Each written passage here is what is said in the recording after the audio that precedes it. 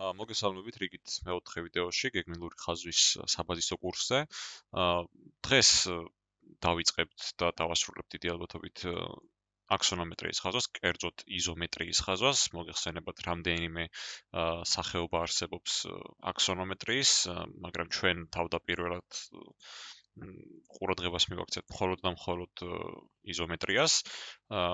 და შემდეგ დრო თუ დაგრჩება, ბოლო რამდენიმე ვიდეოს ალბათ ავტვირთა უკვე აქსონომეტრიის სხვადასხვა სახეების განხილვაზე. ძირითადად ალბათ უფრო დიმეტრიას განვიხილავ, რასაც აი აქ ხედავთ, აი ასეთ კონფიგურაციას, ღერძების ასეთ განაწილებას, საკმაოდ ნიუანსური და საინტერესო პროცესია მაგაზე მუშაობა და ვფიქრობ საინტერესოც იქნება თქვენთვის და საკმაოდ თვალსაჩინოც არის.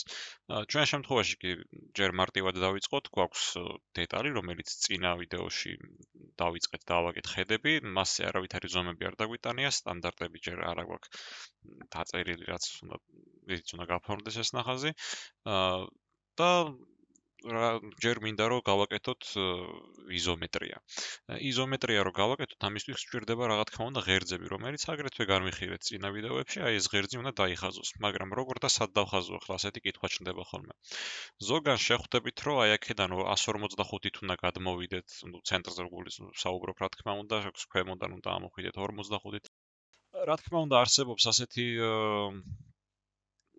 წესები, მაგრამ ყველა დეტალს მაგით ვერ ააგებთ. ერთადერთი რაც შემიძლია გირჩიოთ არის ის, რომ აი ეს ღერძები, აი ამაზე ვსაუბრობ, მოდი ამას ხელს მოვიდებ და იქით გადავიტან, თავიდან მაინც დავხაზავ ამათ, მაგრამ როგორ უნდა გავანაწილოთ, ხო? აი სად უნდა დავსვა, ანუ აქ უნდა დავსვა, აქ უნდა დავსვა. ძირითადად აი ძალიან მარტივი წესი არსებობს, თუ სიგრძე უფრო მეტია ვიდრე სიგანე, აქეთ უფრო მეტ ადგილს დატოვებთ. ხოლო თუ სიგანე უფრო მეტია ობიექტის, აქეთ უფრო მეტ ადგილს დატოვებთ. აი თვალის ზომით, ხო, აი ეს ზომა უნდა დაეტიოს აი აქ. ისე რომ აი აქ რო ზომის ხაზი დაიწერება, მაგას არ დაეჯახოს, ხო? ამ შემთხვევაში ცოტა აქეთ გამოვწევ. თან ახლა სიმაღლესაც უნდა მივაქციოთ. ყურადღება, რომ აი აქ სიმაღლეც უნდა გაკეთდეს, მაგრამ არც ერთი მაღალი ობიექტი არ არის, ამიტომ აი ეს წერტილი თვალის ზომით, აი სადღაც აქ რო დასვათ ხოლმე მიახლოებით. საკმარისია ეს, აი გეტყვით კიდეც რამდენიც არის, ეს არის 132 მარჯვნიდან ქვემოდან კიდევ არის დაახლოებით 40. ნუ 140 შეგიძლიათ აიღოთ, არავითარი პრობლემა არ იქნება. მოდი ზედმეტს მოვშლი, ამის დახაზვის პრინციპს აღარ გავიმეორებ, იმიტომ რომ წინა ვიდეოში ამაზე ვისაუბრეთ. ამიტომ მაგაზე მოდით რომ აღარ დავხარჯოთ და აი ჩნდება კითხვა, როგორ უნდა დავიწყო ობიექტის ხაზვა. ამასაც მე ვერ მიგითითებთ, როგორ უნდა დაიწყოთ, მე შემიძლია გითხრათ, მე როგორ ვხაზავ და როგორ ვისწავლე ეს ყველაფერი და რატო გამიმარტივდა ასე, ან მე თქვენ თვითონ შეაფასოთ, ხო? არსებობს ვარიანტები, როდესაც აქაც სიმეტრიის ღერძს ეძებენ და სიმეტრიის ღერძის ირგვლივ აგებენ ამ ობიექტს. საკმაოდ ნაცადი მეთოდია და მარტივადაც გამოდის ხოლმე, მაგრამ მე პირადად არ მისწავლია თავიდან ეგრე და ჩვეულებრივ ჯულზე უმტკიცესი გამომადგა, ასე რომ რა ვქნა, დღემდე ამ მეთოდით ვხაზავ, მე ვიწყებ აი ამ კუთხიდან, იგივე აი ამ კუთხიდან და ვაგებ მთლიანად. ჯერ ძირითადად მე მაინც ვაკეთებ ხოლმე აი ამ კოორდინატებს, ანუ x ღერძის მიმართ ვმუშაობ, ამის ზომას, ნუ როგორ ვიღებთ, მოდი ახლა მე აქ შემიძლია ჩავხედო და პირდაპირ კომპიუტერს ვუთხრა, რომ ასეთი გააკეთოს, მაგრამ მე რომ ვხაზავდი, ასე ვიზამდი ფარგლით აქ ჩავარჯობდი, ამიტომ არ გვჭირდება აქ არავითარი ალგებრული ნიშნულები, ფარგალს ჩავარჯობდი, რკალს, ანუ ზომას ავიღებდი, შემდეგ მაგ ფარგალს აქ გადმოვიტანდი და მხოლოდ აი ამ ნაწილზე რკალს მოვხაზავდი, რასაც მივიღებდი, აი ეგ იქნებოდა ეს ასათი გადაზომილი, ხო? აი ახლა დავაკვირდეთ ერთ რამეს, ხო, ანუ პირდაპირ ხაზვას სანამ დავიწყებ, მოდი მაინც შევეხები ღერძებს, რომელ ღერძზე რა გადაიზომება. თითქოს ანუ ერთ შეხედვით მარტივი იყო, მაგრამ ვინც პირველ ნაბიჯებს გავს ამ სფეროში, შეიძლება არც ეგეთი მარტივი იყოს, ხო? აი ამ ღერძზე, რომელსაც ვეძახით ჩვენ x ღერძს, უნდა გადავიტანოთ ყველა აი ეს ზომა. აი ეს ზომა, ეს ზომა და ეს ზომა ერთი და იგივეებია, რა თქმა უნდა. იმიტომ რომ ვიცით, რომ წინ ხედსა და z ხედში ეს ზომები, იგივე სიგრძის ზომები, ან x კოორდინატები თავსებადი არის, შესაბამისად, ყველა ეს ზომა უნდა გადმოვიდეს აი ამ ღერძზე. სიმაღლის ზომები, რომლებიც თავსებადია წინ ხედსა და გვერდ ხედზე, რა თქმა უნდა, გადაიზომება z ღერძზე, იგივე აი ამ მიმართულებით, ხოლო y ღერძზე გადაიზომება უკვე სიგანის ზომები, რომელიც ჩანს აი აქ და აქ გვერდხედსა და ზედხედზე. კიდევ რამდენიმე ნიუანს გამოვყოფ და ყურადღებას გავამახვილებ მაგაზე, როცა იქამდე მივალთ, მაგრამ ჯერ მოდით დავაგრძელოთ. მოვნიშნე, რომ ეს წერტილი, აი აქედან აქამდე ამ მანძილით არის დაშორებული, მანდაც ავღმართე რაღაც, ჯერ მოდი რაიმე ნებისმიერ ზომას ავიღებ, შემდეგ აი აქ ეს რო 30 არის, ან აქ ავიღებ ისევ ფარგალს. აი ესე რა ზომაც არის და გადმოვიტან და აქ გადმოვზომავ ან აქ, ან ამ ღერძზე გადმოვზომავ, არ იქნება არც ერთი შეცდომა, ხო? როგორც კი აი ეს ზომა გვექნება მიღებული, შემდეგ აი იმ პრინციპით, აქ უკვე აუცილებელია ორი სახაზავის პრინციპი გამოვიყენოთ, ღერძის პარალელური გავავლოთ და მოვიდეთ აქამდე. აქ რა თქმა უნდა, მაგ ზომის ცალკე გადაზომა საჭირო აღარ არის, იმიტომ რომ აი თუ გადავამოწმებ, მივიღებ რომ აი აქაც 30-ია და აქაც 30 ყოფილა. ამასაც გავამუქებ, ზედმეტებს უკვე წავშლი. შემიძლია ესეც მოვშალო, აი მასაც მოდი შევუცვლი კონფიგურაციას და ახლა მოდი ბარემ სიგანეც ბაზა მოვზომოთ, აი გაბარიტული ნაწილი დავსვათ, ხო? აი ეს რა ზომაც არის, ამ შემთხვევაში უკვე ყველგან ფარგალს არ ჩავარჯობ და ეგრე არ დავიწყებ გადაზომას, ხო? ეს პრინციპი გაჩვენეთ, აწი უკვე თქვენ თვითონაც უნდა მიხვდეთ, რომ როგორ გადაზომოთ ესა თუ ის ზომა. 70 არის ეს როგორც მახსოვს, აქ უბრალოდ შეგიძლიათ მე აქ ფარგლით გადმოზომოთ, რომ 70 არის. აი ესე. შემდეგ ნახეთ აი ამ ხაზს, შეგიძლიათ ეს გააგრძელოთ პარალელურად, ვხედავ რომ აი ამას ვხაზავ და კარგია ხოლმე თუ ასეთი დეტალი გექნებათ გვერდზე, საიდანაც ეგ უნდა გადმოხაზოთ, ხო? მერე შეხვდები სადაც მხოლოდ და მხოლოდ ხედები გაქვთ, თქვენ თვითონ უნდა მიხვდეთ, ამ დროს სკეჩინგი ძალიან კარგი არის, მაგაზეც შეიძლება 1-2 სიტყვით ვიდეო ჩავწერო სკეჩინგზე, მოგვიგონდეთ ცოტა ბოლოსკენ დაგჭირდება. ახლა ჯერ დამწყებით ვხართ დიდი ალბათობით ისეთ დეტალებზე იმუშავებთ, სადაც გექნებათ უკვე აქსონომეტრიული გამოსახულება და პირდაპირ ხედებით არ დაიწყებთ, ხო? აი გადმოვზომეთ ეს ხაზი, შემდეგ აი აქ თუ ეს ზომა უკვე ნამდვილად 70-ია, მაგ შემიძლია აქ უბრალოდ მართობული ვერტიკალური ხაზი ავმართო ზეთის პარალელურად და მივიღებ აი ამ ნაწილს, ხო? შემდეგ მოდი დავასრულოთ აი ეს თაღი აი იქა და მანდვე მინდა რომ ერთი რაღაცა მერე დამატებით ნიუანსი აგიხსნათ. ეს როგორც მახსოვს 15 არის აქეთ იგით, ამიტომ აქ უბრალოდ 15-ს გადმოვალ, ზემოთაც ნახეთ, შემიძლია ძალიან საქმე გავიმარტო და 15 ჩავწერო, მაგრამ არ ვიზამ, მინდა რომ თქვენც შეხედოთ. აი სიგრძეს ჯერ ყურადღება არ მივაქციე, აქ ახლა გადავზომავ 1-1-ზე 15-ს. და როდესაც პარალელურს გავალებ, რის პარალელურს, ხო რა თქმა უნდა, ღერძის პარალელურს, აი ავტომატურად მოინიშნება დანარჩენს კი წავშლი. აი ეს.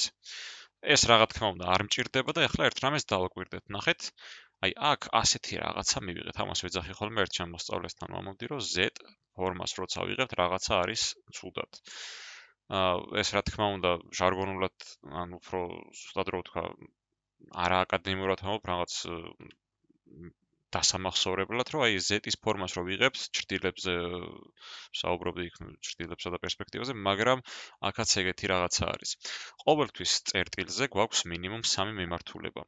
ორი მიმართულება შანსი არ იქნება არასდროს მხოლოდ 2-ზე ვამბობ. მოცემულ წერტილზე, ხო? ყოველთვის არის მინიმუმ 3. აი დავაკვირდეთ მაგალითად აი ამ წერტილს, ხო? გვაქვს აი ესეთი მიმართულება X ღერძის, გვაქვს Y ღერძის და გვაქვს Z ღერძის მიმართულება. აქაც გვაქვს X-ი, Y-ი, Z-ი. აქ დავაკვირდეთ X-ი, უпростоრად Z-ი, Y-ი, X-ი სად არის, ხო? X-ი არსებობს, მაგრამ უკან მიდის, აი ესე მიდის, ხო? აი მაგას მოდი აქეთ შეგახედებთ.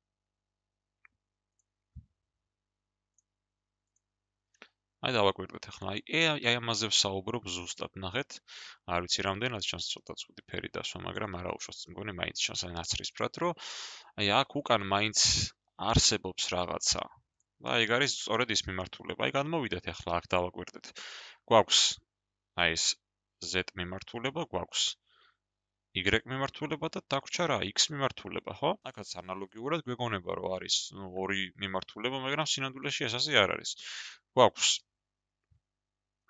Y-ი, გვაქვს Z-ი და აი დამალული რაც არის, ეგ არის უკვე X მიმართულება, ხო?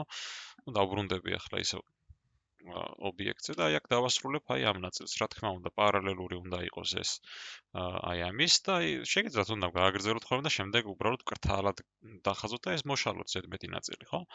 ეგ ნაწილი დამთავრდა, ვაგრძელებთ ახლა აი ამ ზედა ნაწილს დავადგავ ალბათ თავზე, ხო? აი ეს მაინტერესებს ახლა რამდენი ალგებრულად არსად არ წერია მაგის ზომა, ამიტომ მოდი ფარგლით ისევ გაიღებთ, აქ რამდენიც იქნება, მე აქ გადმოზომავთ. ну, ჯერ შეგიძლიათ რომ აი გაამზადოთ თვალის ზომით აი ამდენი არის, ხო? დაახლოებით. თქო, ცოტა მეტი აიღეთ ხოლმე. სინამდვილეში 10-ია, მე ამას აი ამ ნაწილს დავხაზავ, აი ამაზე მაქვს საუბარი. მაგის ზომაც წერია რომ 60 არის. შემდეგ, ნახეთ, აი უბრალოდ მივყვები ახლა ხაზებს. ემის ზომა ვიცით რომ 15-ია, თუ სწორად მახსოვს, კი ბატონო, აი აქ წერია, ან შემიძლია უბრალოდ აქ დავბრუნდე და გადავზომო აქ ფარგლით ან სახაზავით. შემდეგ აქაც რამდენი მიმართულება გვაქვს? 1, 2 და გვჭირდა მესამე, ხო? რამდენით ამოდის ზემოთ, ეგეც უნდა ვიკითხო, ხო? 10-ით ამოდის, დავსვით. ეს სადამდე უნდა მივიყვანო, ხო? აი აქამდე. და შეიკრა ეს ნაწილიც. აი შემდეგ აი ეს დახრა როგორ უნდა ვაჩვენო, ხო? მაგ დახრას ვერ ვაჩვენებთ. ასე მარტივად ორი სახაზავით. წინაზე თუ გახსოვთ, ვახსენე რომ დახრა შეიძლება განისაზღვროს ორი წერტილით, ხო? ერთი წერტილი გვაქვს, დაგვრჩა მეორე, უნდა ვიპოვოთ მეორეც, ხო? შემდეგ, მოდი ამას ცოტა ხანი მოვეშვათ. ამოვიდეთ ახლა აქ დანარჩენი გავაკეთოთ, ესეც 30 არის. აი ესე. შემდეგ აი ამ მიმართულებით მოვდივართ. ну, რა თქმა უნდა, შემიძლია ესეც დავხაზო. აი ესეთი რაღაცას გავაკეთო, უბრალოდ გავამზადო, ჯერ არ ვარ კონცენტრირებული მაგის ზომაზე. აი შემდეგ აი ამას გამოვალთ 15-ით და ნახეთ, მოვედი აი აქამდე. აი აქამდე მოვედი. აქამდე რახან მოვედი, შემიძლია ეს ორი წერტილი ერთმანეთთან დავაკავშირო და ამას თუ ერთმანეთთან დავაკავშირებ, ну, მივიღებ რას და იმ დახრილობას, რასაც ვეძებდი. შემდეგ ბარემ ესეც მოდი გავამზადოთ. და აი ეს როგორ დავხაზო ახლა, ხო? ჩვეულებრივად პარალელურად გადმოიტანთ ამას ორი სახაზავის პრინციპით, აი ესე. და მივიღებთ ამ ნაწილსაც. ახლა რაც შეეხება აი აქ, მოდი ეს ჩაღრმავებაც ბარემ გავაკეთოთ, ხო? ან შეგვიძლია რომ ეს მოვზომოთ აქ ისევ ფარგალი ავიღოთ და ეს 90, რასაც იქ გადავზომავთ, აი ერთ-ერთზე მოვნიშნო, ამ შემთხვევაში ამაზე და შემდეგ უბრალოდ ამის პარალელური გავავლო იგივე y ღერძის და ესეც მივიღო. ეს ნაწილიც მორჩა, ასე ვთქვათ. შემიძლია ბარემ ესეც ისევ პარალელურად გადმოვიტანო, აი ესე. ასე.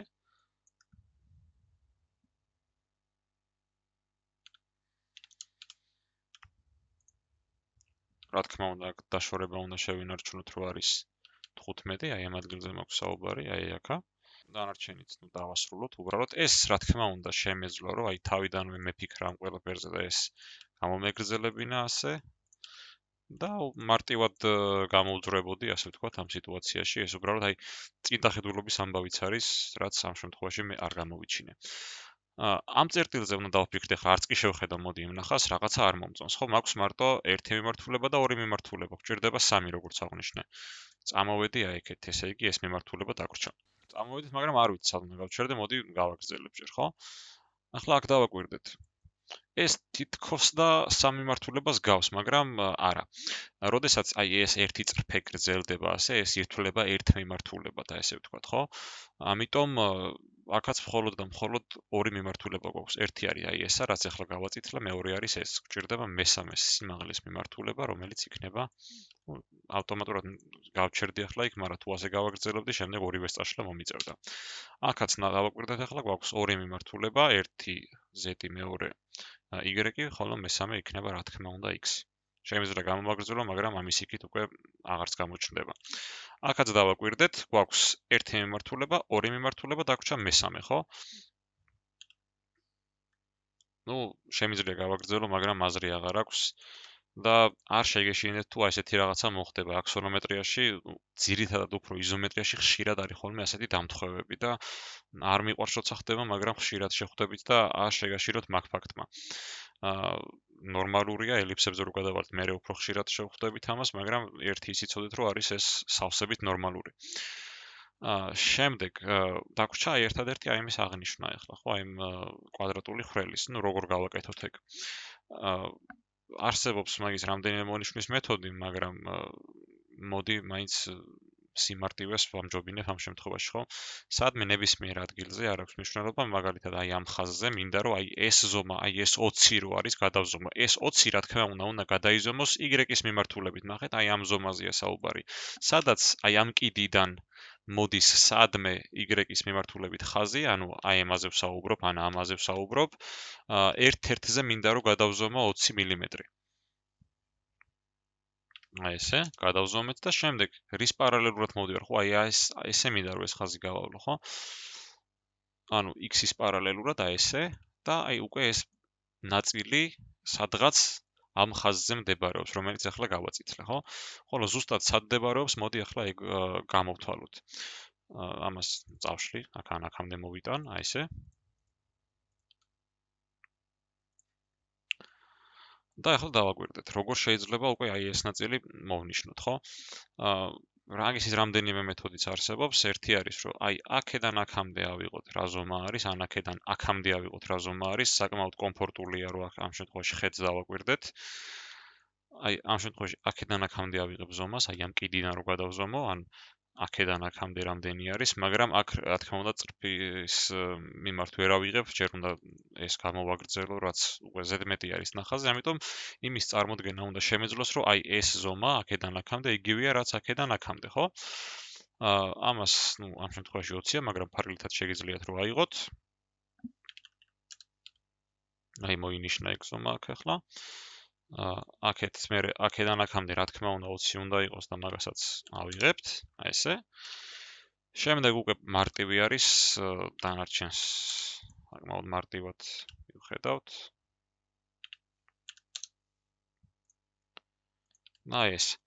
ახლა ერთ რამეს დავაკვირდეთ, ხო, რამდენი მიმართულება გვაქვს ამ წერტილზე? 1 2, მესამე უხილავია. 1 2, მესამე უხილავია, აქაც ანალოგიურად აქ როგორ ხდება ახლა? 1 2 და მესამე ქვემოთ ჩამოდის ამჯერად, ხო? რამდენით ჩამოდის? ახლა მაგას უნდა დავაკვირდეთ. ჩამოდის 15-ით. ჩამოვიყვანოთ 15-ით. და ახლა ამ წერტილზე რამდენი მიმართულება გვაქვს? 1, დანარჩენი 2 და 3, ხო? ასე, ასე. დაგვრჩა რა? დაგვრჩა მხოლოდ და მხოლოდ აი ეს ჩაღარული ნაწილი აქ. მაგის გადაზომაც, რა თქმა უნდა, ხედიდან შეგვიძლია, უბრალოდ ამოდი აი ეს ზომა ავიღოთ, რაც არის 15. აქეთ გადმოვიტანეთ 15, ჩამოვედით ქვემოთ, სიღრმე 10 არის, როგორც მახსოვს. შემდეგ აქეთ რაიმე წრფეს გავავლებ და მერე გადავზომო, მაგრამ მოდი ამ შემთხვევაში პირდაპირ ჩავწერო 30 არის. ახლა დავაკვირდეთ, სად რამდენი მიმართულება გვაქვს, ეს ჯერ წავშალოთ. 2 მიმართულება გვაქვს, რაც არ გვაწყობს, აი Z ფორმის გამოსახულება მივიღეთ, ესე იგი მესამეც უეჭველი გვჭირდება. მესამე ამ მიმართულების იქნება. აქაც რა თქმა უნდა, ამ მიმართულების. ეს წავშალოთ, არაფერში არ გვჭირდება, დავაკვირდეთ ახლა აქ რამდენი მიმართულება გვაქვს? 1 2 და მესამე დაგვრჩა. ჩამოვედით, სადამდე ჩამოვიდა, ხო? აი აქედან რო პარალელურ წრფეს გავავლებ, სადაც ერთმანეთს გადაკვეთენ, მივიღებ მაგას. ახლა კიდე დავაკვირდეთ, აქ რამდენი მიმართულებაა? 1 2, მესამე დაგვრჩა და გავაკეთეთ. მორჩა.